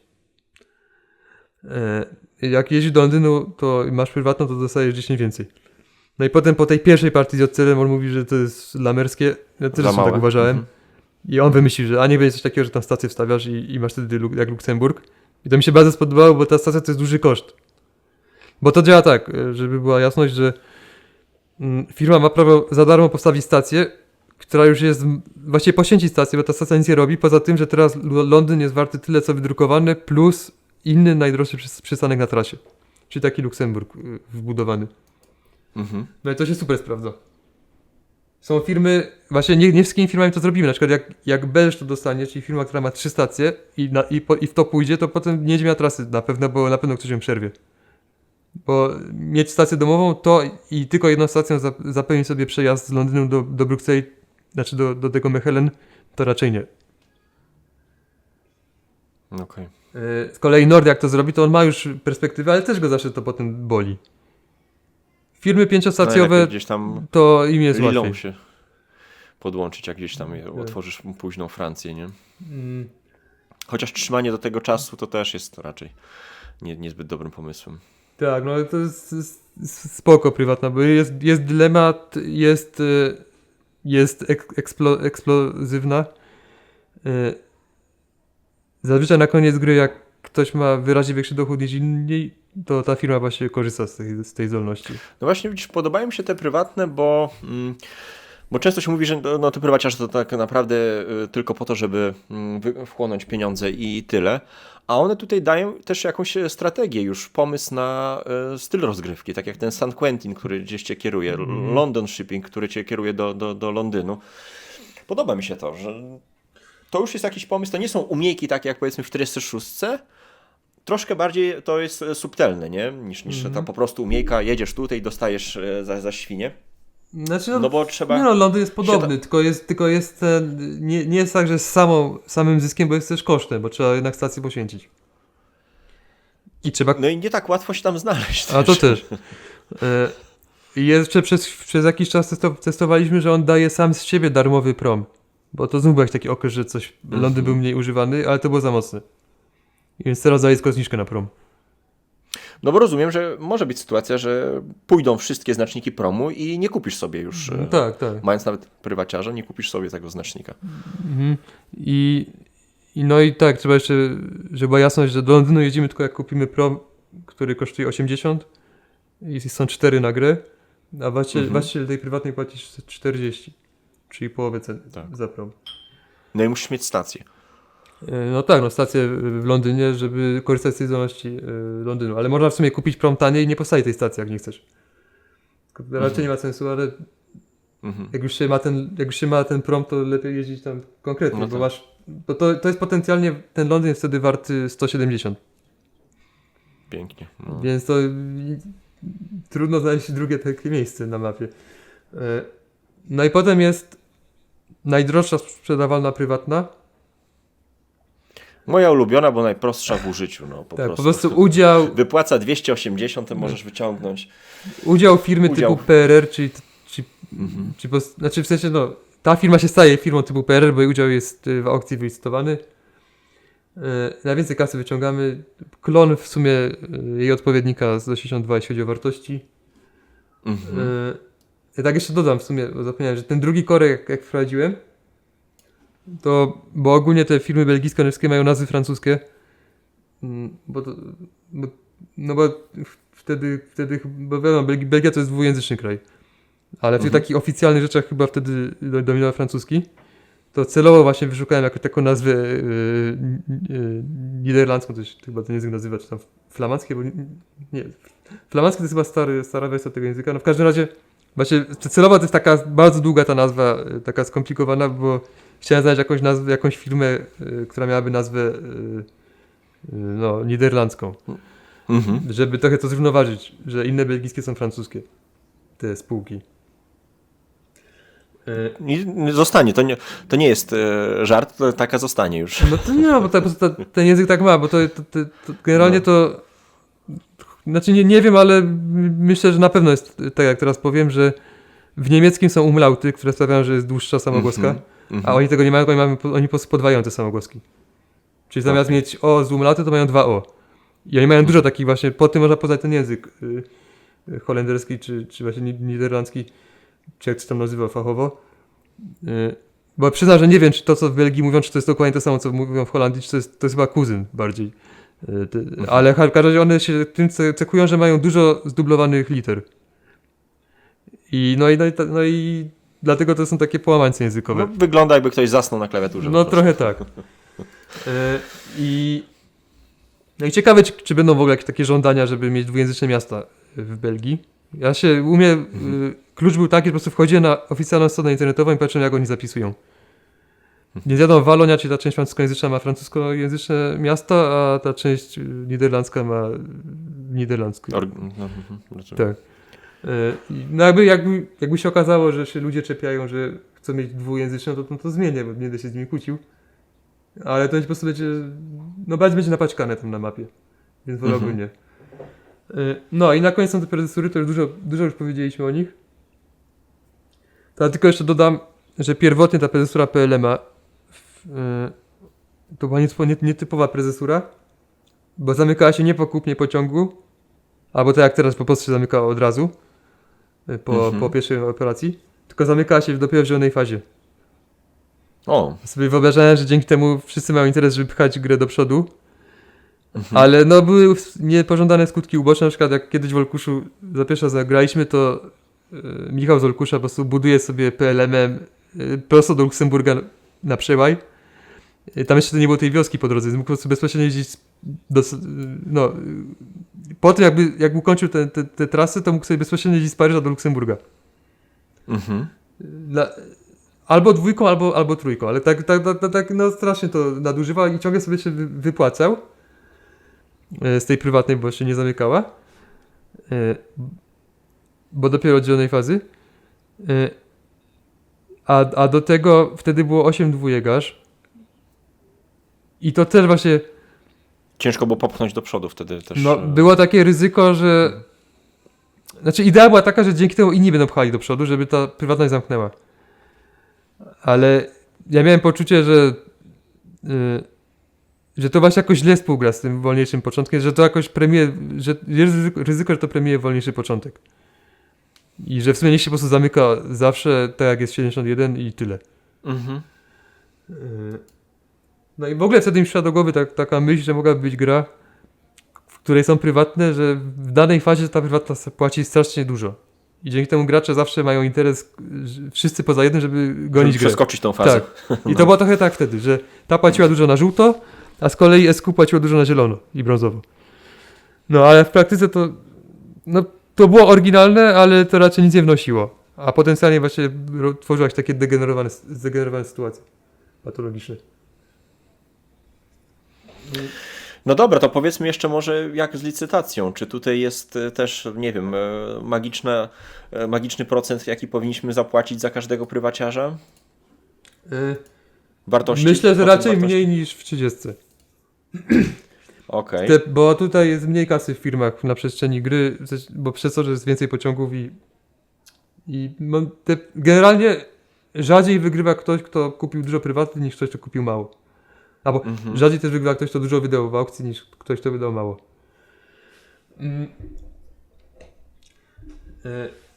I tak. No to jak chodzi o koszt, no to korki to wiadomo. Choć o drugi korek ludzie potrafią się bić. Nawet taki jeden bardzo dobry gracz, którego znam z Paryża, on w pierwszej swojej partii puścił dopiero za 50 drugi korek kumplowi, więc coś tam ludzie czasem potrafią w tym widzieć. Teleport to najczęściej chodzi około 70. 80 to już jest dużo. SQ moim zdaniem na 3 osoby 100 powinno iść. Na 4 jest słabszy, bo mamy po prostu mniej kasy, jest ryzyko, że nie otworzymy firmy na czas. Ale na 3 osoby to moim zdaniem 100 można dać bez problemu za SQ. London Shipping to powiedziałbym, że tak między 170, znaczy nie, London Shipping to tak 130, 120-130, coś takiego. Czyli to jest mniej niż 150% generalnie te kwoty, które podaje. Ten udział, ta najdroższa sprzedawalna, to ona tak z 170 do 180. Choć 180 to już jest dużo. Więc ja tak raczej widzę 170 w okolicy. No a potem prezesury to najczęściej one idą za 5 więcej. Raczej ludzie się o nie nie biją. I to też pewnie będzie pytanie, czy warto w ogóle w niej iść. No tak, to się pojawił często taki zarzut, że no one firmy, które nie mogą emitować udziałów, są takie w późniejszej części gry poszkodowane. Tak, czemu nie mogą emitować, to będzie w przyszłym odcinku. No i tutaj moim zdaniem jest ryzyko, że one są w ogóle zepsute, że są za mocne. Więc ja mam właśnie inną obawę, że nie są za słabe, tylko że są za mocne, bo płacimy około 200, a dostajemy pod kontrolę 1000.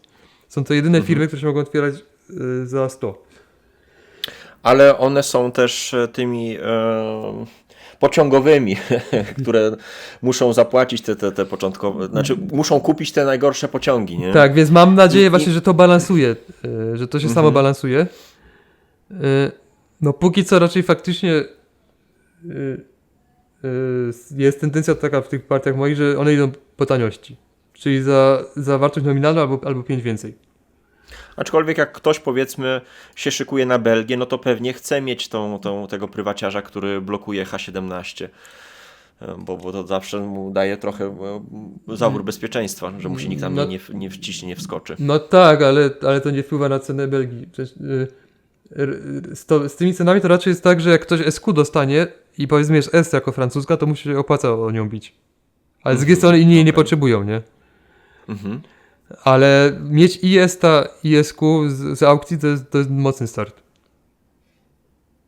Tylko trzeba pociągi pogonić, więc trzeba kupić 3 dwójki, nawet jak się nie pojedzie, żeby ta zielona faza była jak najszybciej. Zielone, no. I właśnie co do tego, to jest super z tym Belgiem, że on się zawsze otwiera. Że nie tylko to tematycznie się sprawdza, ale przede wszystkim bo jest tak, że pierwsza się otwiera francuska, więc ona idzie na 100, bo zawsze się wybiera 100, no bo po co wybierać mniej? No właśnie, mi się raz udało 2 firmy zgarnąć i wiedziałem, że ich nie utrzymam, no to jedną celowo nisko otworzyłem, żeby zostać przy tych 2 firmach, bo wiedziałem, że nikt się nie schyli po tą firmę, tak, która tak. otwarta za 67. Ale to taki wyjątek. No, to szczególne początkowy. przypadki. No i Tak, potem nie tak, możesz tak. wstrzymywać i biec sobie już od razu w zarabiarkę. I wejść do szarej strefy. Ale tak, generalnie one się otwierają obie za 100 i pierwsza się otwiera francuska.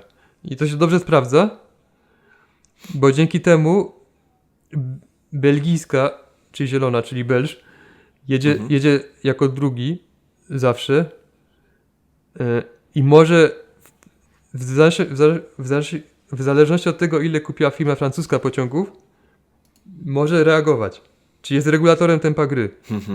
Jak Fajne. kupi francuska 1 dwójkę, to sobie może kupić 3 dwójki, nawet 4 dwójki, potencjalnie bezkarnie, bo one pojeżdżą dłużej niż normalnie. Z kolei jak kupi 3, no to też może kupić 3 i generalnie przez to, że ile jest tych miast w Belgii, i jak tam łatwo budować trasy, to ta belgijska firma właściwie zawsze przynajmniej dorówna francuskiej. A jak będzie chciała, to ją przegoni, bo jak będzie chciała, to pojedzie na 4 dwójki. To raczej nie tak, że polecam jeździć na 4 dwójki, ale jest to możliwe. I dlatego jak gram z nowymi, to często celowość tam stawiał na tej firmie, bo wiem, że tutaj ktoś nowy się tam taki ostrożny, no to kupi jedną dwójkę, to ja kupię 3 albo 4 i dzięki temu gracz nie będzie trwała w nieskończoność w żółtej fazie. A jednocześnie ja na tym zyskiwał, będę zarabiał dużo. Dawniej jak było 8 dwójek, to te otwarcia na 4 dwójki miały więcej sensu. Teraz mają trochę mniej. Tylko trzeba pamiętać, że tutaj nie jesteśmy zablokowani na limicie, bo zawsze możemy ulepszyć do 3. Jedną z tych dwójek. Więc to nie jest takie samobójcze jak w innych grach. No kurczę, to zobacz, no, to jest niesamowite w tych grach, że jedna rzecz tak bardzo zmienia styl gry. No to właśnie często było tak, że człowiek się gdzieś tam zablokował tymi pociągami, a tutaj po prostu jest ta boczna furtka, bach, upgrade i jedziemy dalej. I to bardzo przyspiesza i sprawia, że jest to tak nieprzewidywalne właśnie, jak tutaj Maniek często powtarzał i trzeba mu przyznać rację, że właśnie ten train rush jest nie do przewidzenia po prostu. No jest sobie tak. No dobrze, to co? Będziemy powoli kończyć tą część, bo wyszło ponad 1,5 godzinki. W następnej części weźmiemy się za już OR i SR, czyli takie już samo mięso. I powiedz mi jeszcze tego, się zapytam, ile jest na liczniku partii gdzieś tam rozegranych, teraz kiedy już oficjalnie ona ruszyła na 18x6 Games, to jest kilkadziesiąt, kilkanaście? Jeśli dobrze pamiętam, to zakończonych jest kilkanaście i trwa też jakoś tak kilkanaście. I ostatnio otworzyli partię, właśnie ten wspomniany wcześniej Ariel, o którym mówiłem tam w poprzednim odcinku o tym, tak. co było grane. To on otworzył partię z paroma kumplami, których też kojarzę, że są tacy lubią szukać exploitów i tak dalej, więc zobaczymy, jakie będą ich wnioski. Okej, no ciekaw jestem, czy ta ankieta, którą Scott tam puścił, czy zainteresowała też trochę twoim tytułem. I jak ta grupa z Seattle, czy... Nie, nie wiem, czy oni grają przez internet, ale oni raczej myślę, że żeby oni zechcieli zagrać, to musiały być mocniejsze Oficjalnie finalna wersja, tak? Nie, że musiałbym być bardziej znany, czy coś takiego, że oni raczej grają w bardzo niewiele gier, tak mi się wydaje, że po prostu mają kilka, które lubią i je ogrywają. I to nie tak, że jakąś grę randoma wezmą na warsztat. No to niech tam JCL popolobbuje trochę, skoro jemu zepsuli grę. Nie, on też właśnie jest raczej na taką naturę, że tam gra dosłownie w 4 gry nie swoje, a tak to gra w prototypy, to na czym pracuje. Albo... Znaczy chodzi mi, żeby JCL cię polobbował do tego Seattle, skoro jego wyślili grę. No tak, wiem. Aha, żeby mi zrobić na złość. No bo nie na złość, tylko żeby po prostu, żeby wzięli, no bo wiadomo, jak nie znają ciebie, no ale JCL-a znają, no to jak on powie, że gra jest naprawdę warta sprawdzenia. No to... ale właśnie do tego zmierzam, że on się raczej ciepło o niej wypowiadał, ale nie sądzę, by w jego rankingu to ona była wysoko. On to raczej postrzega jako taką ciekawą gierkę, ale nigdzie jej do 41 czy do 17, które w Seattle właśnie najbardziej lubią. Rozumiem. No zresztą to jest uczciwe spojrzenie. To jest bardziej w kategorii właśnie 82-48, to coś takiego.